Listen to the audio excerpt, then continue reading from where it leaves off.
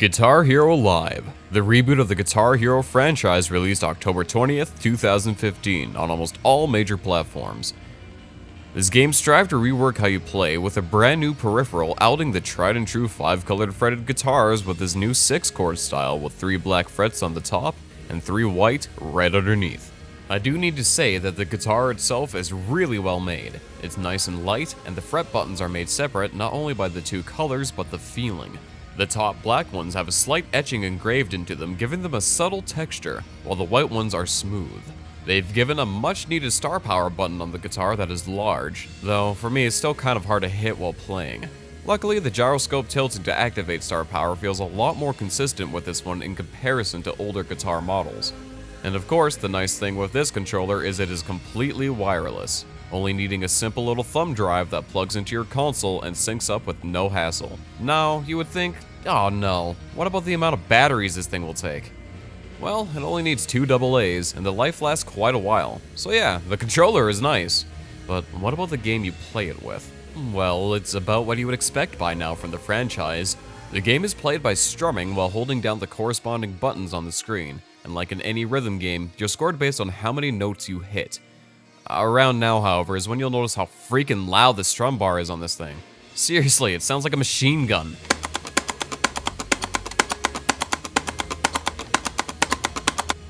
There's also a tacked-on option for singing if you have a microphone for your console, but it's as bad as singing has always been in these games, where you really only need to match the pitch. One of the biggest changes in Live, aside from the controller itself, is the presentation. The previous creepy-looking CG characters now replaced with live footage with the camera in the eyes of the guitarist playing alongside his cover band buddies in front of a crowd who'll go from being super hype to hating your guts depending on your performance. Now, at first glance, it may all look rather impressive for Activision to fund such a robust fake performance with such a large audience.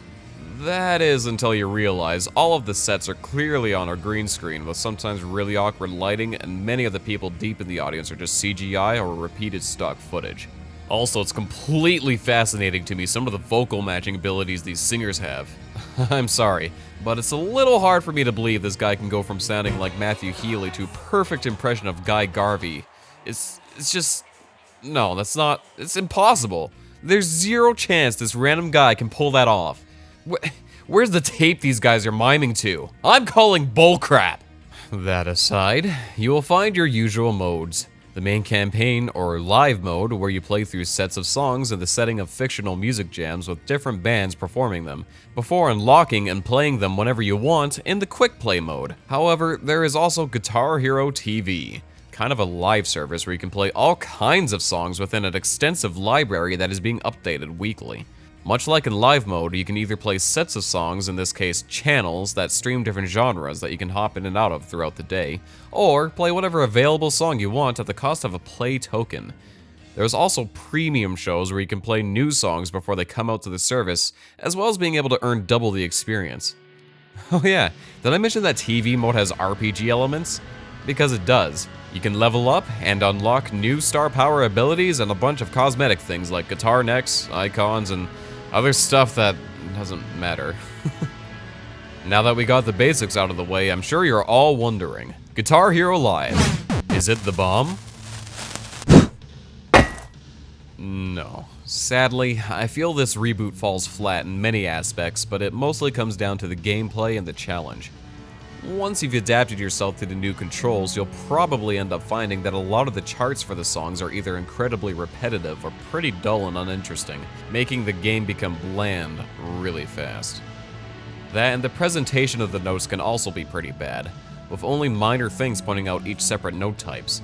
Notes that build up star power have a little lightning bolt and glow blue, but hammer-ons are just signified by glowing blue, so you can imagine it can be a little confusing if they make some notes both of them, since it's nearly impossible to tell if the star power notes are hammer-ons or not. And it only gets worse when you actually activate star power, which makes everything glow blue. And another thing that's really disorienting, which you have probably noticed just by watching the footage, the notes always look like they continue to go after you've hit them, and has this weird delay feeling. And yeah, this happens no matter how well you calibrate the game. It sucks too if you compare some of the songs to when they appeared previously. You'll probably notice how much better they were in those games and not in this one.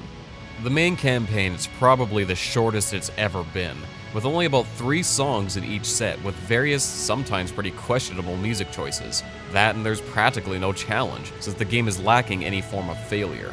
Unlike other Guitar Heroes, you're allowed to continue playing the song no matter how bad you are doing, whilst the crowd and your fellow band members give you disappointed looks. Not that it matters anyway. The game's idea of making you feel like you are the one playing at these shows fails completely, and the footage is pretty much just something to look at as you repeat the same chords over and over and over again. I really don't see why I should care about what these people are doing anyway. It's not like... No, no, no! No! No! I won't let you down, Panda-chan! I will, however, give TV mode credit though. It's an interesting way to expand the song library without the use of DLC, and with how easy it is to obtain additional plays, you could keep yourself busy for a while. If it weren't for the fact that, again, the charting is dull as all hell. There are only a handful of songs that feel genuinely fun to play, and that really isn't enough to make up for how many great charts existed in the prior games of the franchise, and especially the direct competitor, Rock Band 4. So, yeah, this game really falls flat, and just left me craving to play songs on the classic controller with the satisfying solos and overall just more exciting challenge. This one isn't really worth more than checking it out at that one friend's house, you know who he is, who always has all the Guitar Heroes and plastic instruments. It really isn't worth the full price, since I can almost promise you, you'll get bored after owning it for a few days.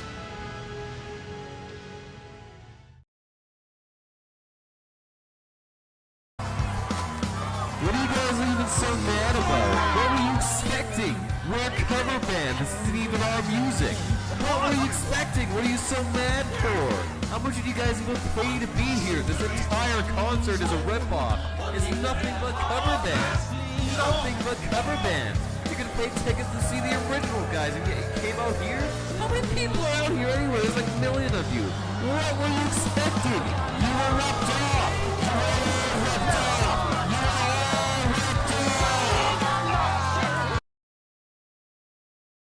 Hey everybody, it's Blue. Thank you so much for checking out the first episode of Is It the Bomb?